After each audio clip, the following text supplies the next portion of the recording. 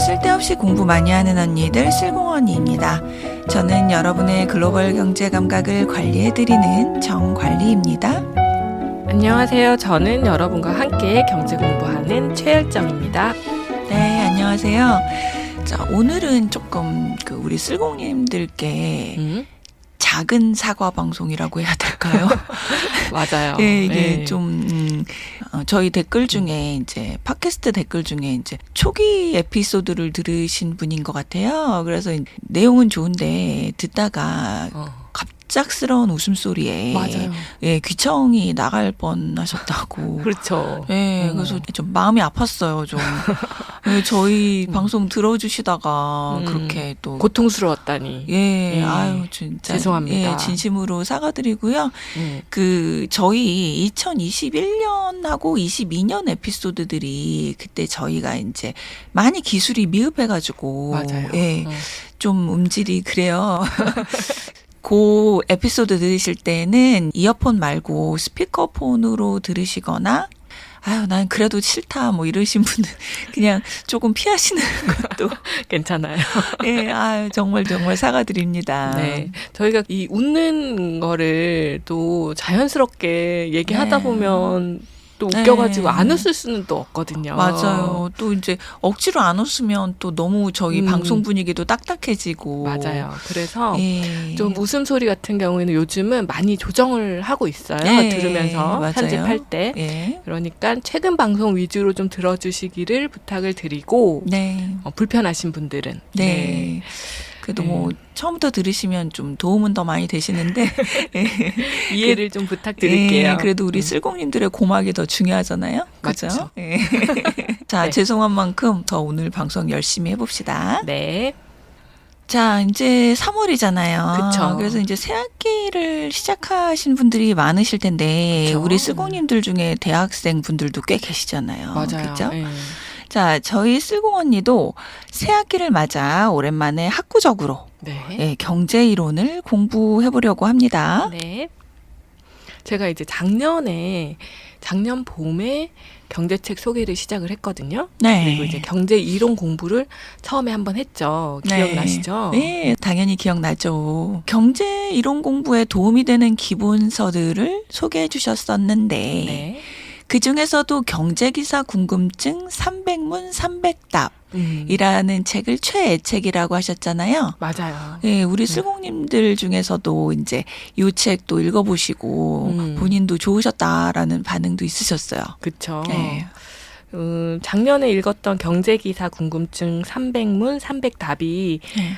경제 공부를 처음 시작한 우리들한테 경제기사를 읽고 이해하는데 바로 써먹을 수 있다는 측면에서 수액과도 같은 처방이었어요. 비타민 칵테일 수액. 요법. 그렇지. 반짝하는 거죠. 네. 그런데 이번에 제가 준비한 경제학 콘서트라는 책은 네. 경제 이론 공부를 위한 보약과도 같은 책이다라고 생각을 하거든요. 네. 보약이 어떤 건가요? 보약이요? 뭐 먹는다고 뭐 바로 이렇게 확 하고 뭐 드라마틱한 어떤 반응이 오진 않지만 내 기초 체력을 서서히 변화시키는 그쵸. 그런 약이잖아요. 예, 좀 쓰기도 하고. 그치. 그거 포인트예요. 쓰다는 거. 제가 이번 책 경제학 콘서트를 읽으면서 네. 든 느낌이 바로 그 느낌이었거든요. 아, 그래요? 네. 어려웠다 이런 말이죠. 그리고 이 책을 읽고 이해한다고 해서 바로 내 투자 성과나 매출에 변화는 없을 수 있지만 내가 이제 자본주의 경제를 이해하는데 기초 체력은 보충할 수 있겠구나라고 생각을 했습니다. 아, 그런 느낌의 책이었군요. 그쵸. 그 우리가 매일 접하는 경제 뉴스나 세계의 모든 이야기들은 네. 실제 사실을 다루고는 있지만 네. 또 그 안에는 직접적으로 대놓고 말할 수 없는 진실. 그쵸. 그죠? 그 ugly truth라고 해야 될까요? 그쵸. 네, 그런 게 포함되어 있잖아요. 네. 그 경제학자들이 발견해 놓은 기본 원칙들을 이해함으로써 네. 숨겨진 행간의 의미를 읽을 수 있는 그런 능력이 생긴다는 거죠? 맞습니다. 그게 바로 우리가 경제학을 공부해야 하는 이유죠. 사실 경제 이론 공부 진짜 재미없잖아요. 맞아요. 그리고 딱히 몰라도 내 삶에 큰 영향이 없다고 생각이 들기도 하고요. 그쵸. 쓸공님들도 분명 이런 생각을 하실 것 같아서 제가 이제 보약이라는 비유까지 써가면서 우리 쓸공님들을 한번 꼬셔봤어요. 근데 이 방송 들으실 정도면 최소한 관심은 있으실 거예요. 그랬을까요? 네. 그럼 좋겠네요. 네. 아무튼 이제 경제 이론 공부 우리가 왜 해야 하는지에 대해서는 계속해서 이제 책 내용을 보면서 함께 알아갈 수 있을 테니까 끝까지 포기하지 마시고 들어주시길 부탁드립니다. 네. 오늘 소개해드릴 책은 팀 하포트의 경제학 콘서트 1권이에요. 이 책이 2권까지 있는데 네. 일단 맛보기로 1권만 준비했어요. 네. 이 책의 부제는 복잡한 세상을 설명하는 가장 쉬운 경제학이거든요. 그래도 가장 쉬운 경제학이라니까. 그러니까 그래서 저도 골랐는데 가장 쉽진 않아요. 그러니까 학자 기준에서 가장 그렇지. 쉬운. 부제에서 이제 우리가 알 수 있듯이 저자도 저와 같이 우리가 살고 있는 세상을 이해하기 위해서는 경제학을 알아야 한다고 강조를 하고 있죠. 이 책이 경제학 책들 중에서 2005년에 초판이 나온 후로 꾸준히 인기를 끌고 있는 스테디셀러거든요. 와, 꽤 오래 인기가 있네요. 그쵸. 제가 생각하기에는 이 책이 인기가 있는 이유가 네. 대학 교수님이나 뭐 이렇게 쓰신 학술 논문 같은 자료가 아니기 때문인 것 같거든요. 제목도 콘서트잖아요. 그쵸. 그죠? 네. 그 요즘에 또 이렇게 강연 같은 거라고 강연하면은 딱딱해 보이니까 맞아. 이 컨설트란 얘기를 많이 해. 그죠? 그래요. 맞아요. 네. 그리고 이 저자인 팀 하포트 씨가 물론 경제학자이시기는 한데 학문적인 연구보다는 저널리스트로 더 유명하시더라고요. 경제학 원리를 쉽게 풀어 헤쳐서 설명하는 책을 쓰거나 네. 또 강연을 하시거나 저희와 같이 팟캐스트도 운영을 하고 계세요. 그러시군요. 그래서 스스로를 일반 경제학자와는 좀 구별해서 언더커버 이코노미스트라고 소개를 하고 있어요. 언더커버. 약간 우리나라 말로 해석하면 은둔의 경제학자? 그쵸. 그죠. 약간 그러니까 네. 자기는 좀 다르다 라는 설명을 하고 싶으신 것 같거든요. 그러니까 왜 진짜 고수는 왜 이렇게 무슨 무협지나 이런 데 보면 막 첩첩 산중에 숨어 있잖아. 난 고수다 이런 이야기인가? 우리도 약간 은둔의 크리에이터잖아. 그렇지. 여기 언더커버에 제가 확 네. 공감이 됐던 게 그 이유였네요. 맞아요. 우리 같은 약간 그 결이 비슷한 그렇죠. 맞아요. 뭐 전문성은 좀 차이가 있을 수 있지만 맞아요. 자, 경제. 뭔가 단어만 들어도 이제 거리감이 느껴지는 이 경제학을 자칭 undercover economist가 그러니까 은둔의 경제학자 네. 얼마나 쉽게 잘 설명하고 있을지 궁금해지네요. 네. 평범한 나와는 크게 상관없을 것 같은 그런 느낌의 경제학인데요. 책에서 저자는 경제학은 누가 무엇을 왜 얻느냐에 관한 것이다 라고 설명을 하고 있어요. 네. 꼭 돈, 그리고 숫자에 대한 내용이 아니더라도 우리가 깨끗한 공기라든가 네. 원활하게 흐르는 교통수단 네. 같은 필수제를 얻기 위해서 네. 경제 이론을 연구해야 한다는 거죠. 맞아요. 그럼 이제 본격적으로 경제학 이론을 몇 가지 배워볼까 하는데요. 네. 우리가 제일 먼저 공부할 경제학 이론은 바로 완전 시장이에요. 완전 시장. 네. 이 애덤 스미스가 국부론에서 보이지 않는 손이 이끄는 완전한 자유시장 경제라는 네. 이론을 소개하면서 경제학이 시작된 거나 마찬가지잖아요. 그렇죠. 뿌리죠. 그죠. 그래서 제가 이 보이지 않는 손, 그 invisible hand를 읽고 싶어서 직접 눈으로. 제가 그래서 국부론 읽었잖아요. 원서로. 그것도. 원서로. 그 원서로 invisible hand를 보는 순간, 와, 되게 뭔가 전율이 돋았잖아요. 맞아. 이 라인부터 그 자본주의가 시작했구나. 뭐 이러면서. 그러니까 이게 늘 듣던 거라서 너무 익숙한 거긴 한데 네. 할리우드 네. 그 간판을 딱 처음 본 그런 네, 느낌인 거죠. 맞아. 네. 그런 거죠. 그래서 이제 다시 경제학 콘서트로 돌아와서요. 네. 자, 이처럼 경제학자들은 이 완전 시장, 완전 경쟁 시장이라는 이론을 그들의 뿌리라고 생각하는 것 같아요. 맞아요. 제가 느끼기에도 이 완전 시장이라는 가설을 경제학들이 참 좋아한다거든요. 그렇죠. 이 완벽한 세상 얼마나 좋아요. 그죠? 우리도 완전한 세계를 보려고 드라마를 보잖아. 로맨스 드라마도 완전 그치. 완벽한 현실엔 있을 수 현실에 없는 완전한 로맨스. 그렇죠. 그럼 다시 돌아와서 애덤 스미스부터 진화해온 완전 시장 가설이 무엇인지부터 간단히 짚고 넘어가면요. 네. 이 완전 시장은 다수의 공급자와 수요자가 포함된 시장이기 때문에 시장 참여자 그 누구도 가격에 영향력을 행사하지 못하는 그런 시장을 가정하고 있어요. 그리고 시장 참여자 모두가 완전한 정보를 가지고 있고 네. 진입 장벽 또한 존재하지 않는 그런 시장이에요.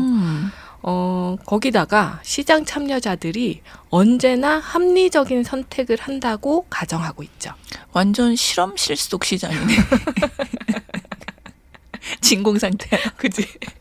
오염이 하나도 없어요. 자, 한마디로 합리적인 참여자들이 완전 경쟁을 통해서 효율성이 극대화된 그쵸. 아주 이상적인 시장이라는 거네요. 맞아요. 신기지. 그죠. 그렇지만 이제 세상에 존재할 수 없는 비현실적인 시장. 맞아요. 자, 그런데 굳이 이런 비현실적인 세상에 대한 공상 같은 것, 그죠? 그런 것을 연구할 것도 많은데 그 바쁜 경제학자들이 무엇 때문에 이렇게 완전 시장에 집착하는 건가요? 그건 바로 이 완벽한 시장이 우리 현실에 없는 기준점을 제공하고 있기 때문이라고 하는데요. 경제학자들은 이 기준이 되는 완전 시장에서 출발을 해서 무엇이 잘못되었는지, 그래서 결국 왜 경제적 문제가 대두되는지, 네. 그리고 그 해결 방안은 무엇인지를 파악할 수 있다고 주장하고 있어요. 이거 맞는 비율일지는 모르겠는데, 네. 우리 그 로맨스 드라마나 영화 같은 거가 이제 기준점이 돼서. 그치? 근데 그걸 기준점으로 제시하면 사람들이 힘들어질 것 같은데. 이러면 항상 연애가 부족하겠다. 그쵸. 그죠? 늘 불평이 생길 수 있어요. 그러네. 자, 그렇다면 이제 경제 이론을 이해한다면 우리도 이제 이 비현실적인 완전 시장이라는 이론을 우리 삶에 적용해서 경제적 문제점을 발견할 수 있는 거네요. 그쵸. 그런 의미에서 현실에 적용 가능한 예를 한 가지 살펴보면요. 네. 완전 시장은 세상에는 존재할 수 없는 시장이기 때문에 우리는 현실에 존재하는 비시장 시스템의 예를 통해서 완전 시장과의 차이를 발견해 볼 수 있을 것 같아요. 비시장 시스템의 대표적인 예가 이제 교육 시장이잖아요. 맞아요. 보통 공립 교육은 시장 시스템을 따르지 않죠. 그렇죠. 교육은 부자건 가난한 사람이건 누구나 평등하게 교육을 받을 권리가 있기 때문에 시장 시스템을 따르기에는 좀 무리가 있죠. 맞아요. 교육은 공공 서비스로 제공되어야 한다는 게 상식이죠. 네. 그렇지만 이렇게 이제 학교 시스템이 시장 안에 존재하지 않음으로써 발생하는 문제도 있거든요. 네. 책에서는 좋은 학교에 보내기 위해 충분한 비용을 지불할 용의가 있는 그런 학부모들이 학교를 더 좋게 만들기 위해서 노력하거나 직접 학교에 돈을 낼 수가 없는 그런 상황이기 때문에 네. 학교 주변 토지 소유자들에게 그 이득이 돌아가고 있다는 점을 지적하고 있어요. 우리나라 분이 아니신데도 그죠? 그쵸. 거의 똑같아요. 네, 다른 미국도 데도. 똑같은가 봐요. 그러니까. 그러네. 이것은 이제 완전 시장 시스템에 있었더라면 학교 시스템이 네. 당연히 교육의 질을 높이는 데 사용되었을 그런 비용이 현실에서는 특정 지역의 땅값만 올려버리는 비시장 시스템에 합리적이지도 효율적이지도 못한 결과라는 거죠. 그러네요. 네. 그런데 이런 문제점이 있다고 해서 실제 우리가 살아가는 사회에서 완전 시장의 효율만을 추구해야 하는가? 그래서 완전 시장이 완벽한 세상이냐? 네. 라고 묻는다면 또 그건 아니잖아요. 맞아요. 모든 것이 시장 논리로만 설명될 수는 없죠. 그렇죠. 우리가 살고 싶은 사회는 효율성, 그 음. 이상의 무언가가 필요하다고 생각하기 때문이잖아요. 그렇죠. 그 무언가가 바로 공정성인데요. 음. 저는 요즘 특히나 그 인공지능 이슈에서 이게 시장에 온전히 맡기는 게 맞나? 맞아요. 라는 그런 고민을 좀 많이 하거든요. 무서워요. 언니가 그때 인공지능을 대하는 4가지 태도? 네. 그걸 설명해 주실 때 종말론 얘기가 있었잖아요. 네. 그런 거 생각하면 정부가 개입을 해야 되는 거 아니야? 너무 늦지 않게? 이런 그쵸. 생각을 많이 하거든요. 맞아요. 그래서 경제학자들도 이와 관련해서 고민을 하고 있죠. 앞에서 이제 경제학자들의 첫 번째 고민은 실제 우리가 살고 있는 현실 사회는 완전 시장과 다르니까 네. 기준값과 대비해서 실제 사회는 어떤 차이점이 있고 또 어떤 문제점이 발생하는지를 연구하고 있다고 했잖아요. 네. 거기에 이어지는 두 번째 고민은 완전 시장만으로는 추구할 수 없는 가치인 공정성이 공존할 수 있는 그런 살고 싶은 세상을 만들어야 한다는 거예요. 맞아요. 우리도 이 경제학자들의 고민을 함께 따라가 보면서 현실 세계의 경제적 문제점과 해결책을 공부해 보도록 하죠. 네. 완전 시장과 대비해서 실제 세상에서 발생하는 문제점을 경제학자들은 시장 실패라고 하거든요. 경제학 공부하셨다면 기억 가물가물 나실 것 같긴 한데요. 맞아요. 시장 실패는 또 뉴스에서도 또 많이 얘기하죠. 보이죠. 예, 뭐를 이제 뭐가 이렇게 잘 안 됐을 때 시장의 실패라고 볼 수 있습니다. 이러면서 그죠. 이 시장 실패에는 어떤 것들이 있냐면요. 네. 바로 희소성, 외부 효과, 네. 정보의 비대칭이 대표적인 시장 실패의 원인이라고 하는데요. 하나씩 차근차근 알아볼게요. 네. 첫 번째 희소성은 경제학에서 굉장히 중요한 개념이자 이론이에요. 바로 자본주의 사회에서의 힘의 균형이 바로 이 희소성에 의해서 결정되기 때문인데요. 맞아요. 저자는 책에서 희소성에 대해 설명하기 위해서 여러 가지 현실 세상의 예시를 들고 있는데요. 네. 그 중에서 저는 스타벅스의 예를 한번 설명해 볼까 해요. 네. 스타벅스의 대부분의 이익을 가져가는 힘의 우위를 가진 사람은 누구일까요? 글쎄요. 보통 뭐 그 창업자 하워드 실츠, 아니면 주주 이렇게 생각을 하실 수 있는데 둘 다 아니에요. 누구죠?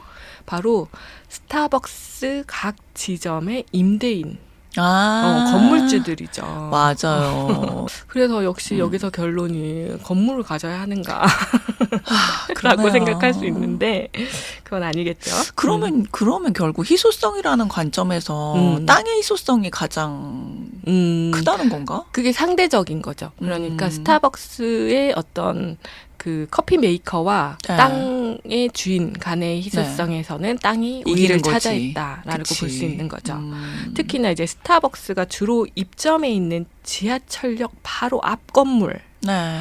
이런 땅의 경우에는 네. 희소한 자원을 가진 임대인들이 커피 메이커와 같이 이제 경쟁이 치열한 분야의 거래 상대자보다 네. 훨씬 큰 힘의 우위를 차지하고 있고요. 네. 그 이유가 바로 그 희소성 때문이라는 거죠. 맞아요. 희소성이 힘의 원천이라는 거는 제가 볼 때 세상 모든 일에 적용돼. 맞아요. 예를 들어 뭐 할리우드의 스타들 희소성이 있어서 광고 찍고 그렇게 어마어마한 돈을 그쵸. 벌고 그죠? 그런 분들이 세상에 몇 분이 안 되시기 때문에 그렇죠. 그죠? 그다음에 뭐가 됐든 희소성이 있으면 그 사람이 우위를 차지할 수밖에 없는 거예요. 그죠? 그렇죠. 이게 가정 내에서도 그래요. 예전에 우리 대가족들 보면 네. 할머니 할아버지들은 한 분이시고 네. 밑에 이제 손자 손녀들은 막 어마어마하게 많았잖아요. 네. 그러니까 그때는 할머니 할아버지들이 힘의 우위를 갖고 계셨어. 요즘 보면 뭐 A4캣 하잖아요, 애들. 그쵸. 애들이 귀해. 애들이 귀해. 애들이 희소성이 있잖아. 희소성을 가져버린 거예요, 얘네들이. 그치. 그래서 요즘은 모든 뭐 여행의 결정권 이런 것들이 애들 위주로 가는 것 같아요. 맞아. 우리도 이렇게 휴가 계획 짤 때 아이 스케줄을 기준으로 짜요. 그쵸. 그죠. 그러니까 힘의 우위가 이동됐어. 그러네. 네. 자, 다시 희소성 얘기 돌아와서요. 네. 자, 그런데 이 왜 희소성이 시장 실패의 원인이 되는 거죠? 아, 그 이유는 네. 완전 시장에서의 가격은 기업의 비용과 고객들이 생각하는 가치를 그대로 반영해서 결정되잖아요. 네. 그런데 이 희소성이라는 가치가 발견이 되면은 그 희소성의 힘에 의해서 진짜 비용과 가치를 초과하는 가격이 매겨지기 때문이라는 거예요. 이해가 좀 되시나요? 되기는 될 것 같아요. 그러니까 예를 들어서 네. 아까 우리 할리우드 스타들 광고 찍는 거 얘기했지만 예를 들어서 누구든 사람을 데려다 놓고 예를 들어서 시계 광고예요. 시계 채우고 찍으면 그 비용이란 게 평균적인 그쵸. 게 있을 텐데 그 상식을 뛰어넘는 어마어마한 돈을 받잖아요. 그렇죠. 레오나르도 그쵸? 디카프리오가 나오는 한 이제 갑자기 네. 그 광고 비용은 어마어마해지는 거죠. 그죠. 네. 자, 아까 완전 시장은 시장 참여자들이 가격에 영향을 미칠 수 없다라고 했잖아요. 네. 자, 그런데 희소한 자원을 가진 누군가가 가격에 영향을 미치게 되니까 이것은 비효율이다라고 하는 거네요. 그렇죠. 그게 이제 희소성이 시장 실패의 원인이 되는 거죠. 그러네. 이쯤에서 이제 내가 커피숍을 운영하는 것도 아닌데 굳이 이렇게 복잡한 경제 이론까지 공부해야 하나라는 생각을 또 품으실 수도 있어요. 그래서 최근의 이슈로 희소성의 예를 하나만 더 살펴보면 네. 그 필요성이 조금 더 잘 이해되실 것 같아요. 네. 지금 우리 의사 선생님들이 정부와 엄청나게 대치 중이시잖아요. 그러게요. 방송에 나갈 쯤에는 좀 이 의대 증원 문제가 해결이 좀 됐으면 좋겠어요. 그러게 말해요. 아무튼 이 사건 또한 희소성의 문제로 설명을 할 수가 있는데요. 네. 희소성은 희소한 자원에 의해서 자연스럽게 발생할 수 있는 거긴 한데 네. 다이아몬드 같은 경우에는 그쵸. 그냥 매장량에 따라서 그냥 희소해진 거잖아요. 자연이 만들어낸 그쵸. 네, 희소성. 근데 한편으로는 희소성을 우리 인간들이 만들어낼 수 있기도 하거든요. 오. 그 특히나 이제 전문직 같은 경우가 희소성을 만들어내고 지키고 있는 사례로 볼 수 있죠. 아, 맞아요. 자격을 얻기까지 오랜 시간이 걸리게 하고 또 이제 전문 기관을 통해서 매년 새롭게 자격을 취득하는 사람의 수를 제한함으로써 그들의 희소한 가치를 유지하는 거죠. 자, 뭐 이 이슈뿐이겠습니까? 뭐 네. 부동산 문제, 주가, 뭐 희소성에 영향을 안 미치는 분야가 찾기 힘든 게 우리 세상이죠. 그렇죠. 네. 맞아요. 책의 이제 챕터 6장이 바로 주가와 희소성이라는 제목의 이야기가 포함되어 있거든요. 네. 우리가 제일 궁금해하는 게 사실 주가잖아요. 네. 그래서 이 챕터에서 주가 역시 조직이 희소 자원의 통제 수준을 높이는 경우에만 오를 수 있다라고 설명을 하고 있어요. 네. 제가 뭐 모든 걸 다 구체적으로 설명드리기에 시간상 어려우니까 네. 궁금하신 분들은 책을 한번 꼭 읽어보시면 좋을 것 같아요. 네.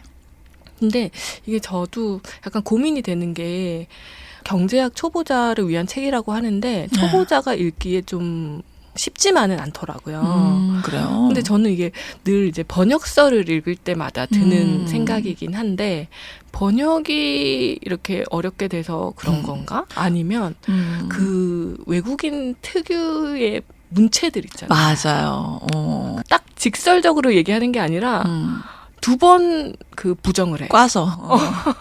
꽈. 한국어에는 없는 문체들이 저한테는 약간 어렵게 다가와서 그런 건지 어쨌든 뭐 책이 쉽지만 않다는 거는 알려드리지만 내용은 좋다. 그 번역체의 한계라고나 할까요? 그렇다고 해서 또 번역한 사람 입장에서 원문을 많이 또 바꾸기도 그렇거든요. 그쵸. 그죠? 그래서 이제 이왕이면 번역본도 읽어보시고 원서도 한번 읽어보시면 더 명확하게 예. 더 이제 직감적으로 알 수 있는 그런 내용들이 있겠네요. 그렇죠. 다시 이제 시장 실패의 원인으로 돌아가서요. 네. 다음 원인으로 넘어가 볼게요. 네. 두 번째 시장 실패의 원인은 외부 효과인데요. 이 외부 효과가 뭘까요? 이게 외부 효과가 학교 다닐 때 배웠던 것 같은데. 그렇죠. 네. 많이 나왔어요. 그죠. 그 요즘 많은 사람들이 중요하게 생각하고 있는 환경 문제 같은 것. 그렇죠. 예, 이런 거 아닌가요? 예. 외부 효과는 우리의 의사결정이나 행동이 거래 상대방이 아니라 네. 비관계인에게 부작용을 일으키는 것을 말하는데요. 제3자한테 피해가 간다. 그렇죠. 네. 예를 들면 우리가 운전을 하는 행동을 함으로써 교통 정체나 대기 오염을 만들어내는데 네. 이 정체와 대기 오염이 바로 외부 효과라는 거예요. 맞아요. 그런데 보통 우리 사회에서 교통 정체나 대기 오염에 대한 비용을 누가 지불할까요? 보통은 국가에서 세금으로 해결하는 경우가 많죠. 그렇죠. 그 공공의 자금으로 해결하는 경우가 많은데 다시 말하면 실제로 이 오염을 만들어낸 주체가 그 비용을 지불하는 시스템이 아닌 거예요. 맞아요.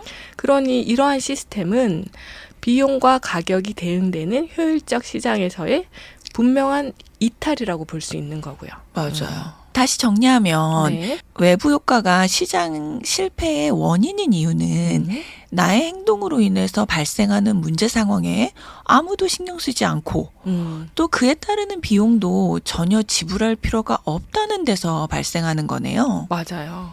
그래서 이제 경제학자들은 이 환경 문제를 사람들의 감성에 호소해야 하는 문제가 아니라고 지적하고 있거든요.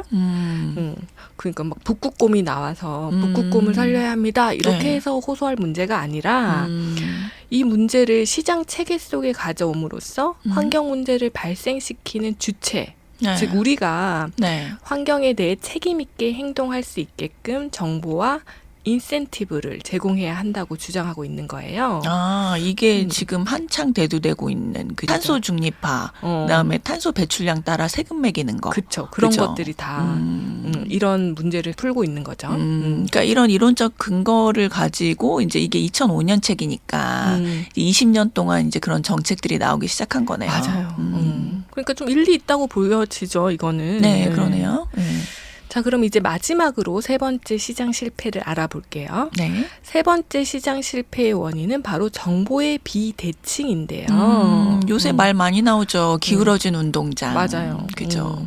특히 주식 시장에서도 이 이슈가 큰 문제가 되기도 하죠. 그렇죠.